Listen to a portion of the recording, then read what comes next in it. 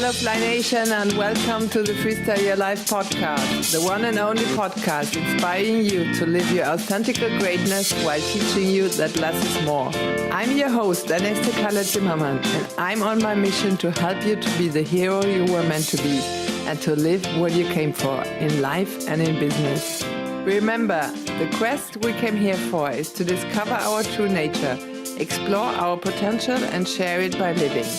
Hello Fly Nation, welcome to today's episode number 10 with Alison Donaghey on how to integrate the opposite and to unite. She's a speaker, author, radio host and cause and effect strategist.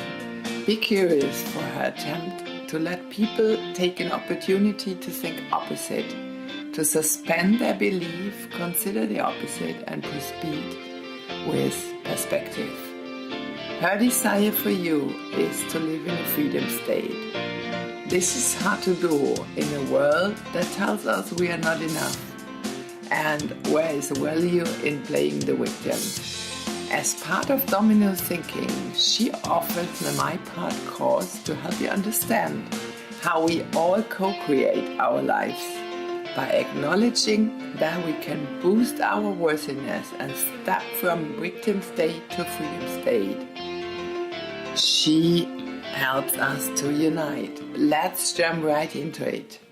So my dear listeners in Fly Nation out there, today is my dear friend Alison Donaghey with me, and she is a podcast colleague and a radio host and a speaker and the author, and she's just awesome.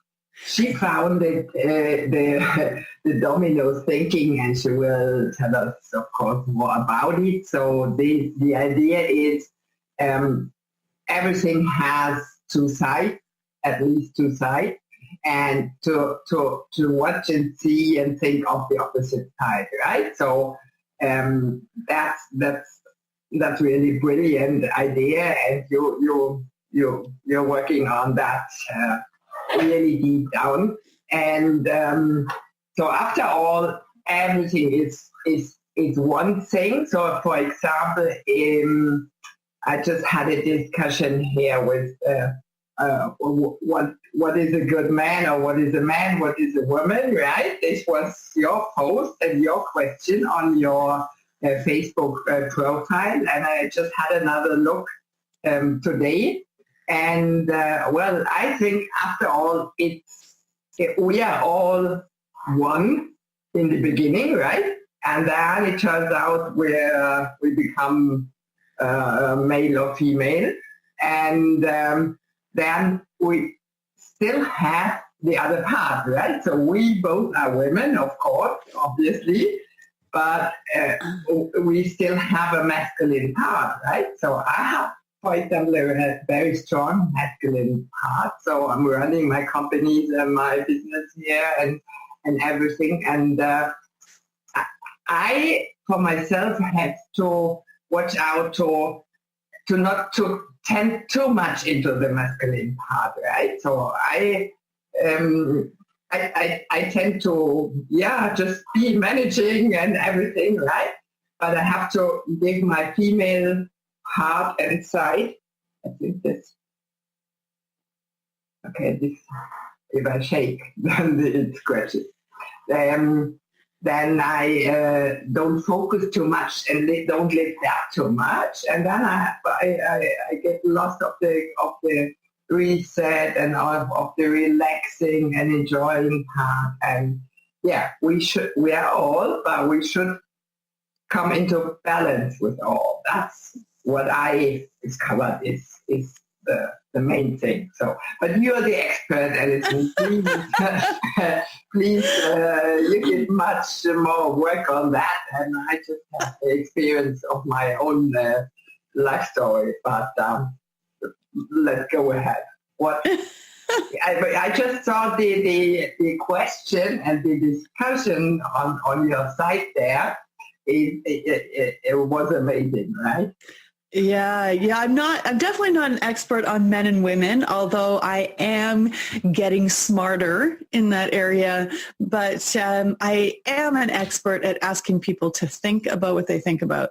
And it's simple things like what makes a man a man. You know, we have all of this talk around toxic masculinity, and we talk about how it's a man's world and it's the patriarchy and it's all their fault. But do we ever stop and consider what we think a man is? And I don't mean these fleeting thoughts. I mean, like, dig deep and really think about it. Because the week before I said, what makes a woman a woman? And the answers were so very different, and I found it fascinating. I found there was an edge for the women of, I don't really want to say because we can be anything.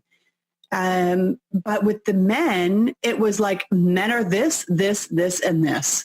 And I just thought it was so interesting how we compartmentalize men, but we don't women to the same way. Yeah, we sit around and say how women have it so much worse, but we don't have the same sort of boundaries that men do.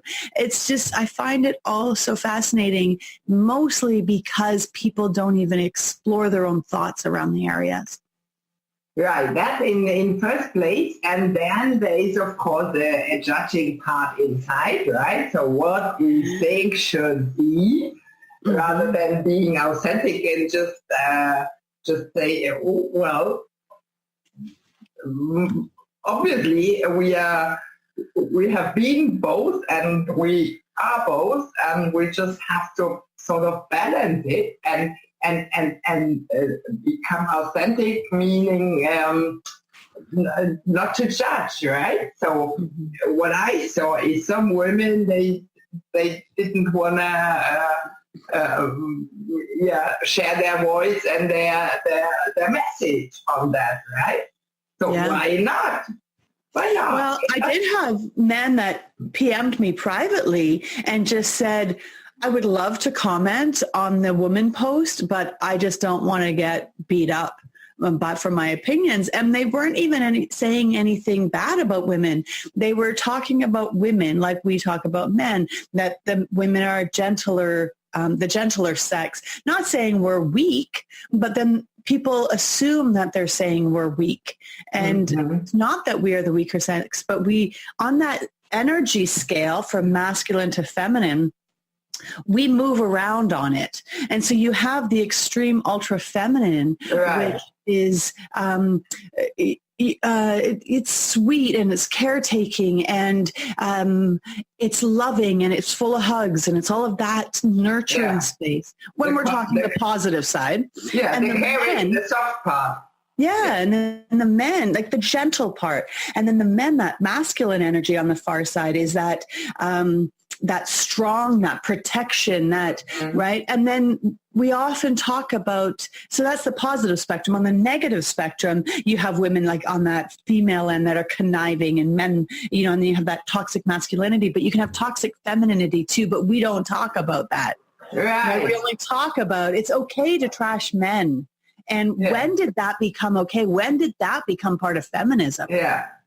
Yeah, and that's, I was really, I said, wow, Alison, she's such a great question up here. And but that's a real clear and easy question. And still, people come from the victimhood and come from the judging part, right?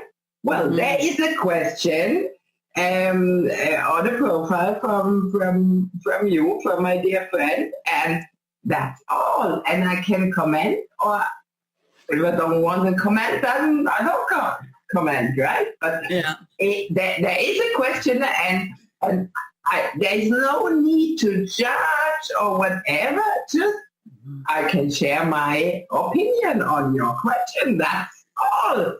And I love it. And I love hearing the different opinions. I love hearing that range of answers of people who agree or like not in that particular case, but sometimes I'll make a statement and people will agree or disagree. And I love it because that is where that learning is. And it's so important to tap into that curiosity because when we start getting curious, we stop being judgy. And when we are curious, our worthiness is intact because I am able to say, I am secure enough in who I am to be curious about who you are. Exactly. That's the deeper point. Yeah, when I am not secure in my own worthiness, I have to judge you because if I can make you look bad, then I can feel better. Right. And that is really to escape from that bullshit. Oh, totally. We totally do. Please. Yes. Well, I offer a course. Yeah. Yeah. Well, I want to create this movement called My Part, where we really start understanding how we co-create and contribute to the world around us. Like life doesn't happen to us. It happens as a result of us, a result of every choice we've ever made. And if we want a better life, then make better choices. And so, it's one of those things where the more responsible we can be, and it sounds like a lot of hard work, like, oh God, I don't want to be responsible for anything. But if we can embrace that, I get to be responsible because by being responsible, I get to step into a better version of me and a more free life. Yeah. And so we are responsible and we have our part into it, right? So last time we had the separation talk, right? So if we are in a relationship, for example, yes. So both male and female, they have their part inside, right? So it's all about also tolerating, which was in my case with my ex-husband, so the part of my two sons. I did tolerate much too much. So that was my part in this, right? So I should have a long time before that I separated. I should have told him, well, it's the red flag, Yeah. But I didn't. Right? No, so that was my thing. It's not always that we do something wrong, right? Or something that the other one hurt, but it's also that we don't do something, like speaking up, like me, right? Yeah. It's not their fault if we don't set boundaries, right?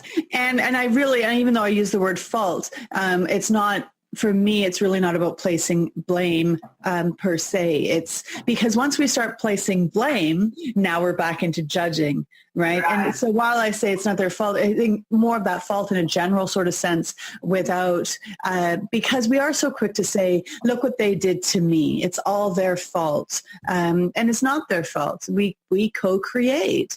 And so once we start understanding that it's all of our fault, we can dump that word fault and just see it for what it is. But it is, I did do a question about if I found out my friend's spouse was fooling around on them, should I tell them?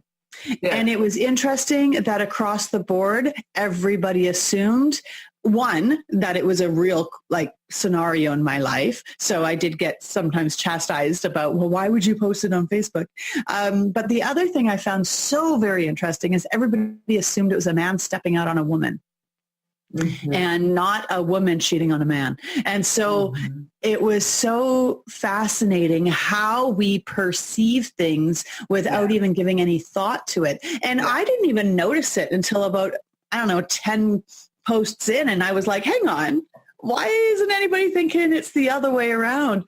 But we do attach blame and all of that. But when we can understand that we co-create it, we can let go of that blame and, more importantly, let go of the shame. This is not about saying you deserve to be treated poorly by your husband because you didn't speak up.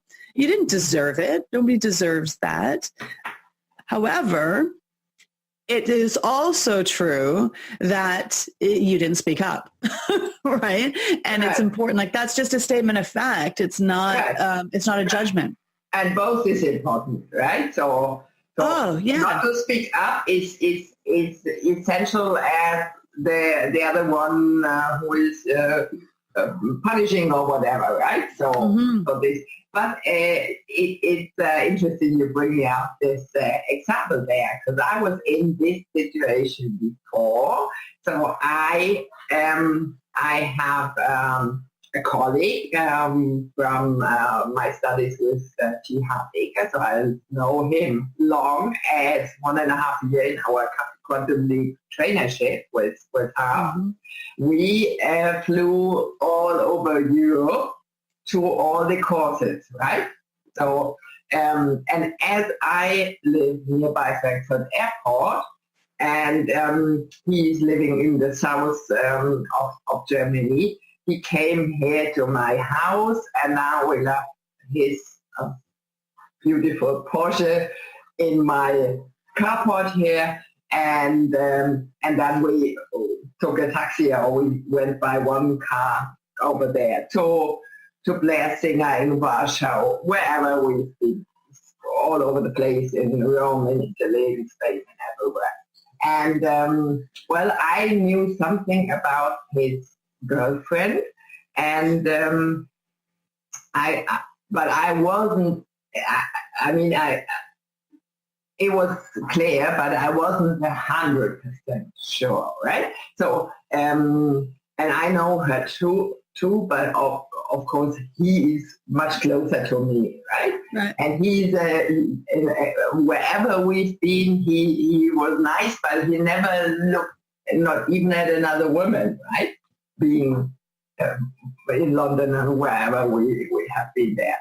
So I really felt so sad for him that maybe this doesn't go in the right direction, right? Because he sticks to the relationship. And but then I really made up my mind, and I said, should I tell him about what may be the case? And will he believe me? Will it be good? Will it help? Will it be bad? I don't know. I didn't came to no clear solution on this part, and so I said, well, if I cannot come up with a clear yes, I have to tell him as a good friend, then I will just keep my mouth shut, right?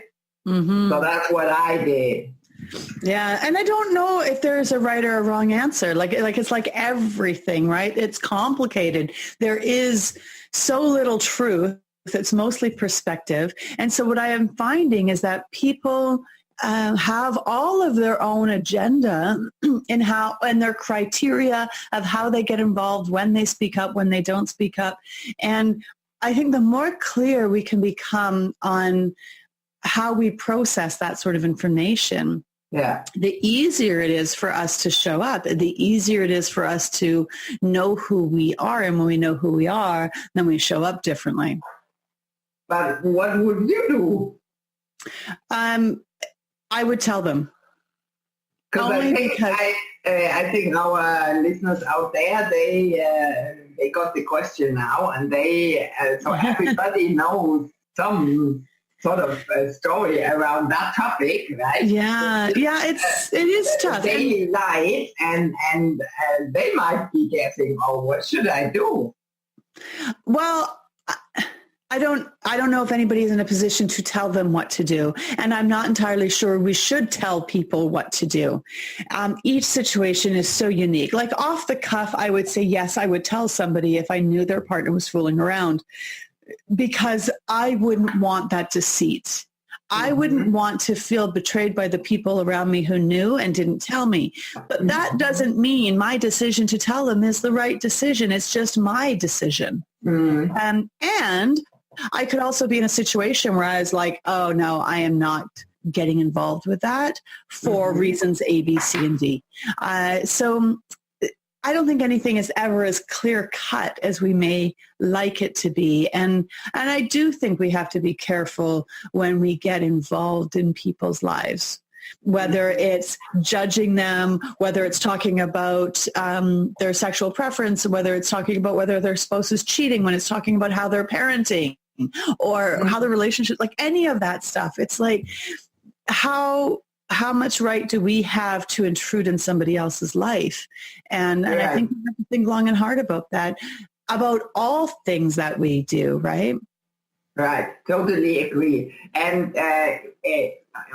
as a result of my transformation, I stepped totally out of that, right? With friends or my girls or whatever.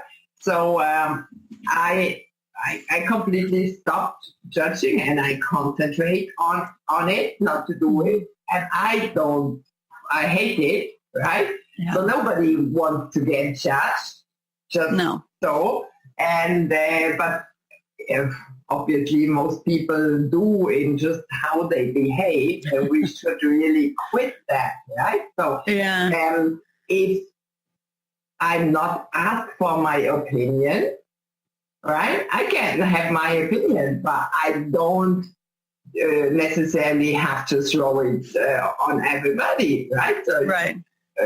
If I'm asked, well, of course, I will speak up, but it's not necessary to share your opinion on everything and everybody, right? Well, I tend to, I wouldn't say I share my opinion of, have you thought that through with everybody? So it's unusual for me to have a conversation with somebody and not question what they're saying, not because I necessarily think they're wrong, but I wonder if they actually look into it. You know, I was at a organic raw food restaurant the other day, and I was talking to them about GMOs, and a friend of mine does research on GMOs, and well, it's her husband that does it, and she refuses to eat organics.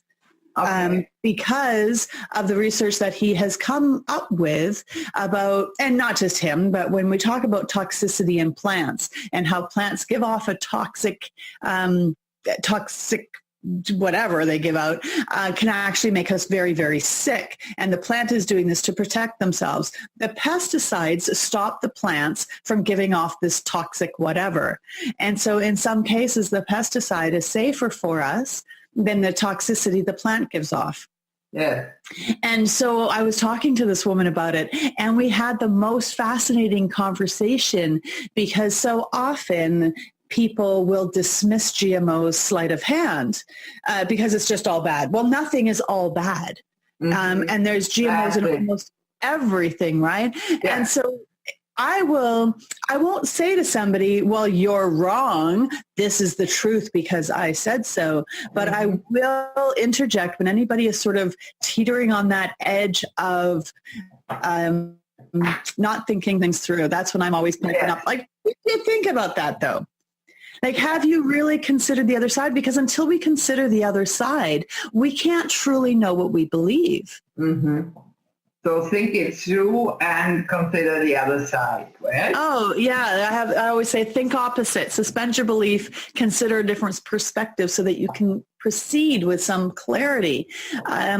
Because if I just always think apples are better, like, okay, so I live in a town called Nanaimo, and there's people here who actually say this out loud. Nanaimo is the best place on earth. And I say, have you been anywhere else? And they say, nope. It's the best place on earth. Well, how can they know that? But if they've been to 30% of the world and they feel that Nanaimo is the best place on earth, then that is a legitimate statement. But if you haven't been anywhere else, you're just talking out your ass, and you should maybe be quiet. Totally agree. Totally. Yeah. Yeah. And we do that with everything. Like, I am a pro-choicer. And for the longest time, I never looked at pro-life because I didn't want to risk changing my righteous opinion. But when I started looking into more pro-life stuff, I actually became more clear on my position in pro-choice.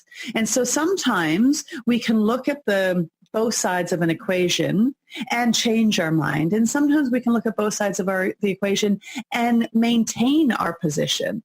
So just considering something else doesn't mean we have to change what we believe. But it's really hard to not change in some way what you believe when you listen to something else. Yeah, but we can really come to a clear mind by just thinking it through and really thinking it to the end and in depth and say, well, I still consider this to be true for me.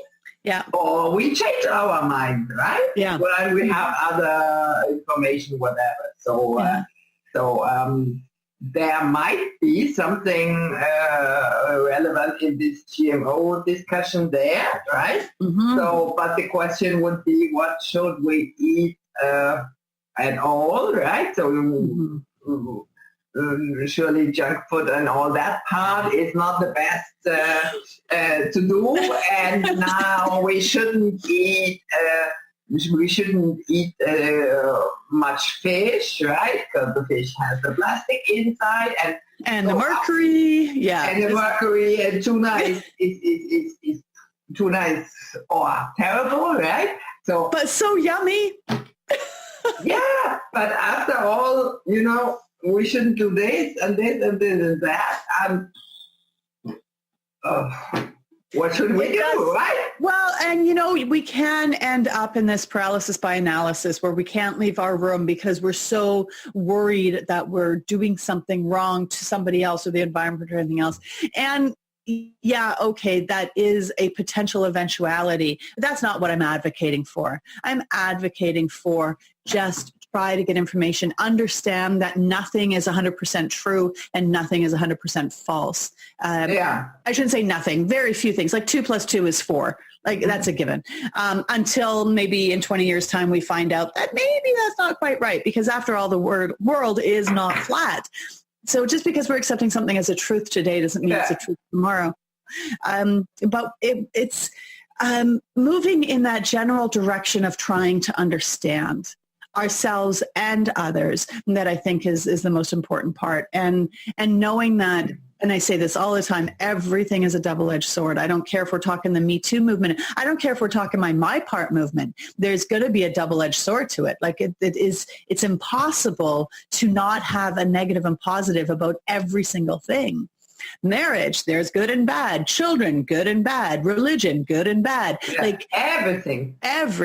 And so I believe it's our responsibility to understand both sides so that we know we're on the right side for us. So yeah, I totally agree. And then please share more of that. I just wanted to add one sentence. So at the moment, at this time, right, with the knowledge and science and everything we have, right, we think it is just like that.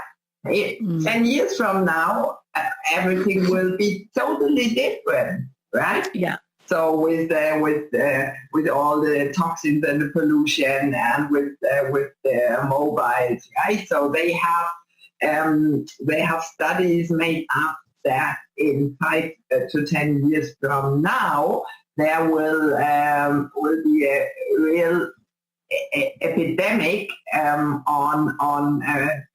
brain cancer, right? Because the people are having the phone here and the radiation, and this is of course bad for the head and for the brain, totally damaging, right? So they qualify brain doctors and brain specialists now, right? Mm-hmm. So right from now, we don't have the problem. But if we go on doing and behaving like we do, we will get it. It'll be the new smoking. The same thing, right? Yeah. So please share us about the program, Alison. The course that I have? Yes. Oh, yeah. It's called My Part. And what it does is it helps people understand how to look at how they co-create their own life and reconnect with their worthiness. Because worthiness, I believe, is the foundation for everything we say and do. Yeah. It's a foundation for how we work, our relationships, all of it. And then once we understand our worthiness, then we can move out of victim state, that poor me, it's not my fault. Why does this always happen to me? Which is a really time-consuming, life-sucking place to be. Like nobody is really, truly happy in a victim state. And I know a lot of people who live in victim state. I fall into victim state. Like we never escape it because we carry so much baggage. and experiences. And so once we understand that, recognize the sign when we're falling into a victim state, we can self-correct so that we can stay in a freedom state. So this course addresses all of that. And it's just remarkable watching people unfold with this program. It is so humbling, and it is such a cool experience seeing this happen. So if anybody is interested, they can go to my website, dominothinking.com. There is a My Part course tab, and you can just click on that and get more information. But it is truly, it's such an honor to be able to work with people around this stuff. It really is. So they start at where they are at the status quo, and everybody, of course, has a different status quo, right? So how do you bring it together? How many people would it be? Well, I'm doing my first program is launching May 15th. Mm-hmm. And so I believe we're airing May 17th.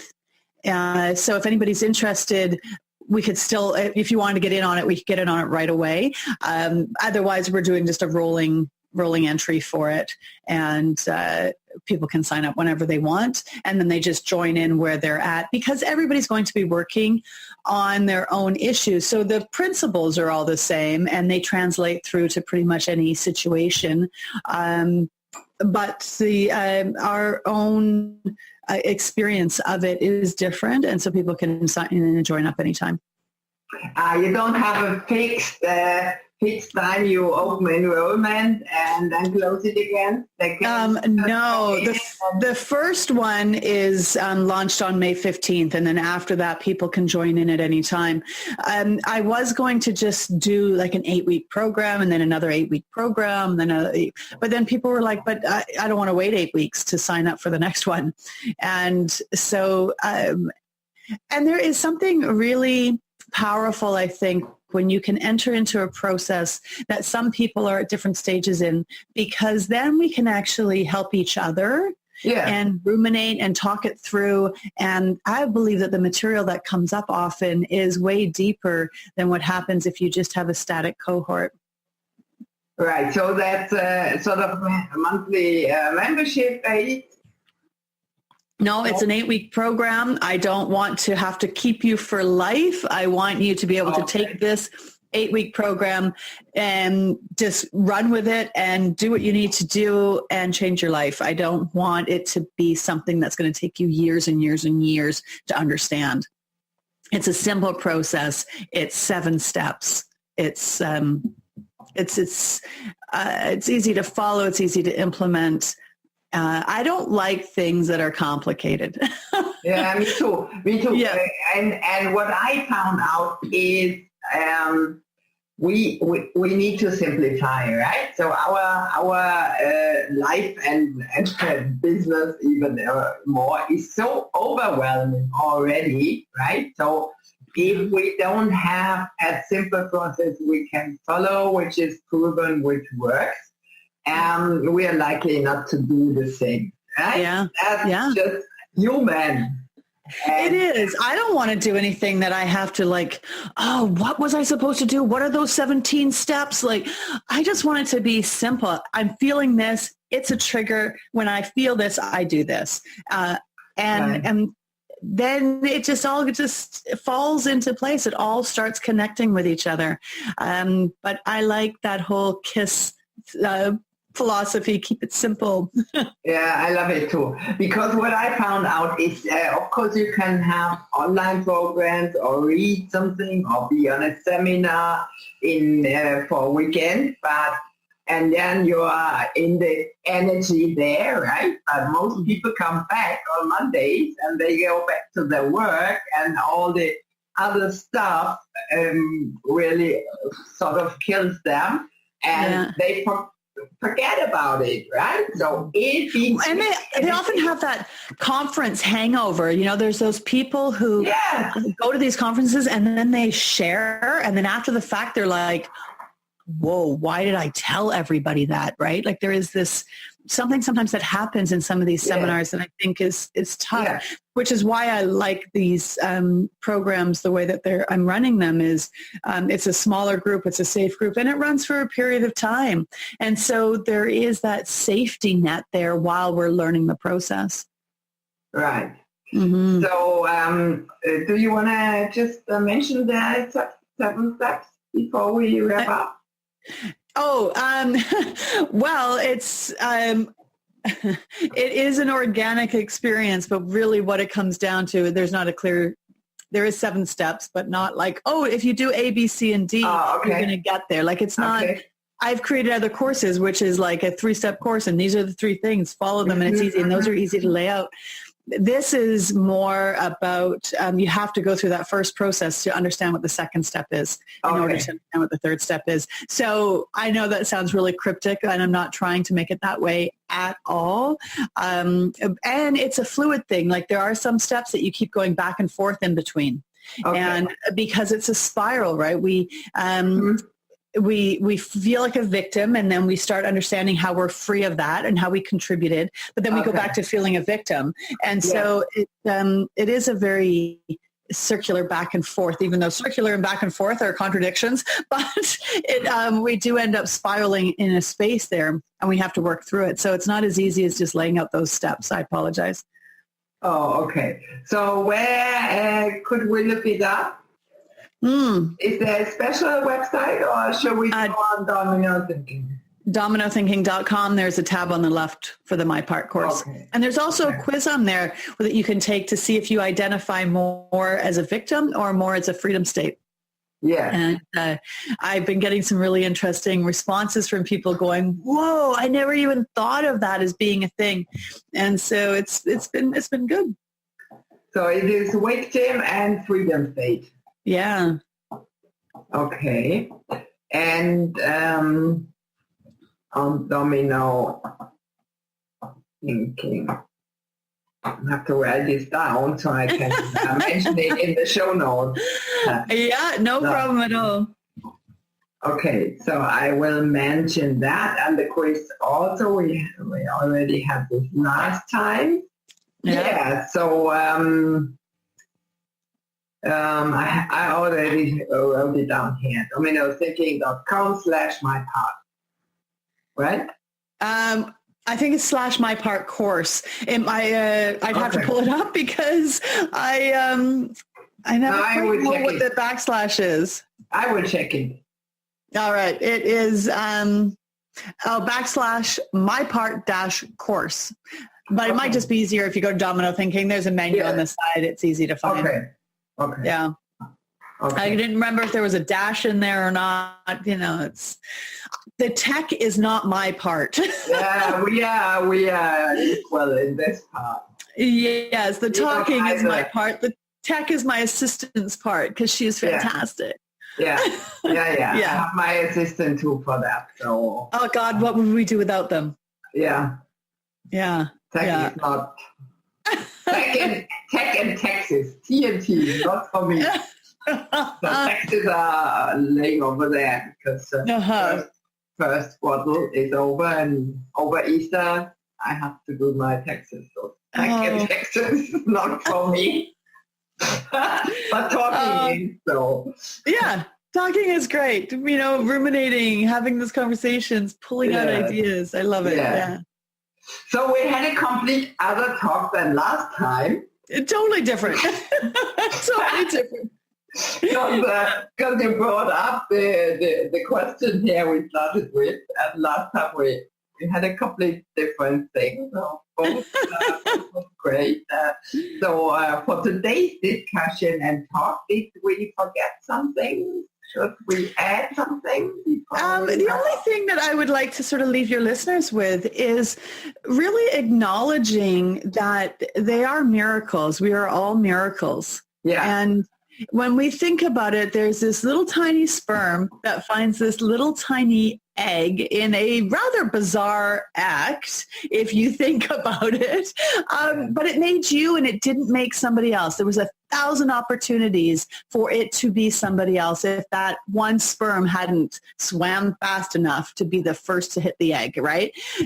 So the fact that you became you is kind of outstanding, fascinating when you think about it. And because you're a miracle, it means you are inherently worthy. And then we are born into kind of a screwed up world. And the world tells us we're not good enough. Yeah. Our parents are like, why can't you be more like your sibling? Why can't you be smarter? Why can't you study harder? Not because they're trying to be malicious. They really do, I think, for the most part. Even the good parents have our best interest at heart. There are some, I think, really nasty parents out there, and I got nothing to say. I don't even know. But we go to school, and then our teachers tell us we have to sit quiet, and we have to do better on our homework, and we have to do this, and we have to do that. And then we start dating, and then people are like, you're perfect, but can you change? And so there's this constant, you have children, and the children say, you're not cool enough. And so there's this whole world, on and on, Hollywood, movies, all of that, telling us that we're just not worthy. We have to do something else to be of value. And I'm telling you that you are worthy. You just have to remember it. And when you remember it, it's like a muscle, and it starts to grow, and then it starts to work even when you're not working it. So it's a lot like a muscle. So you weight train a muscle, and after you stop lifting the weights, the muscle continues to burn fat. It works because you're working it. And it continues to work after you have it. And worthiness is the same idea, is that we are worthy. The more we see that we're worthy, the more intact our worthiness becomes. So listeners, you are miracles. You are worthy. Remember that.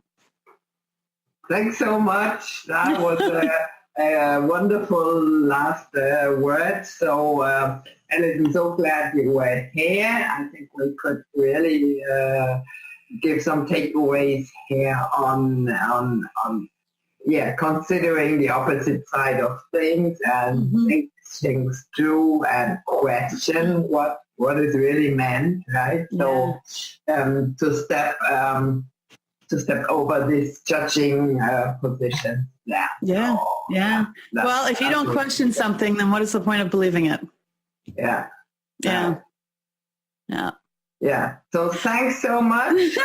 You're most welcome. I was kind of hoping you wouldn't record this time, because then we'd have a chance to talk a third time.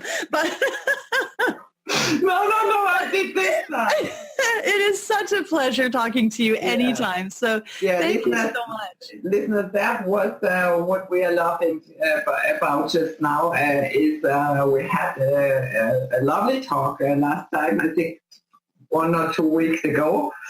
I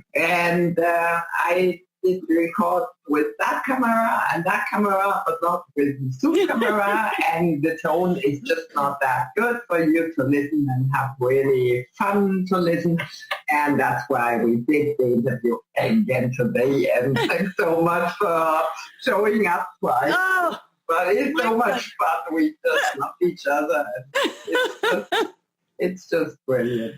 That's why we are laughing, so our listeners out there can understand what we're talking about. Yes, it's good to and I did record this time, so we have another chat, but we don't have to because I just took it. We'll find other things to talk about.